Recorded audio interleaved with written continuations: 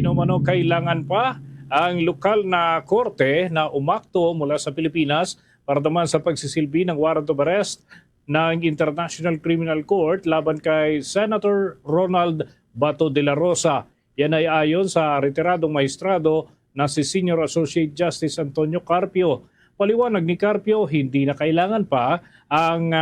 hakbang ng lokal na hukuman ng ating bansa dahil ang kasong kinakaharap ng dating hepe ng pambansang pulisya ay krimen laban sa sangkatauhan o yung crimes against humanity. At ito ay nakasadin sa ilalim ng ating saligang batas na tinatanggap ng Pilipinas bilang bahagi ng ating batas sa mga bansa at yung mga patakaran na nanggaling sa ibayong dagat na tumutugon din naman sa international law kung saan kabilang dito ang crimes against humanity. Ano man anya ang